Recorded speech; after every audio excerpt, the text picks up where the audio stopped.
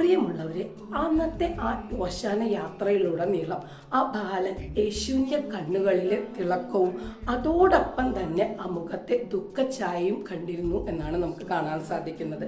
അതായത് താൻ കടന്നു വരാനിരിക്കുന്ന തൻ്റെ ആ കഷ്ടാനുഭവത്തെക്കുറിച്ചുള്ള വരാനിരിക്കുന്ന ബുദ്ധിമുട്ടുകളെക്കുറിച്ചുള്ള ആ ചിന്തയ്ക്കായിരിക്കാം യേശുവിൻ്റെ മുഖത്തെ ദുഃഖഭാവത്തിന് കാരണമെന്നാണ് ആ ബാലൻ്റെ അനുമാനം.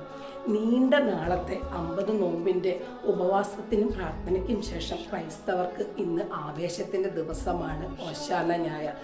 ആർപ്പുവിളികളുടെയും ഓശാന വിളികളുടെയും ഒക്കെ ഒരു നല്ല ദിവസം. ഇത് നമ്മെ നയിക്കുന്നത് പെസഹ വ്യാഴായിലേക്കും ദുഃഖവെള്ളിയിലേക്കും തുടർന്നുള്ള ഉത്ഥാനത്തിലേക്കുമാണ്. അതായത് യേശു കടന്നു പോകാനിരിക്കുന്ന പീഠാനുഭവങ്ങളിലേക്കും അതിനുശേഷമുള്ള ഉത്ഥാനത്തിലേക്കുമൊക്കെയാണ് ഉള്ള ഒരു തുടക്കമാണ് ഓശാന ഞായർ.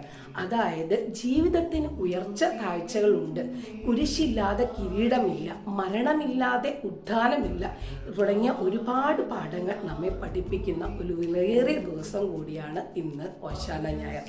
എല്ലാവർക്കും ഓശാന നായറിൻ്റെ ഓശാന തിരുനാൾ ആശംസകൾ നേരുന്നു.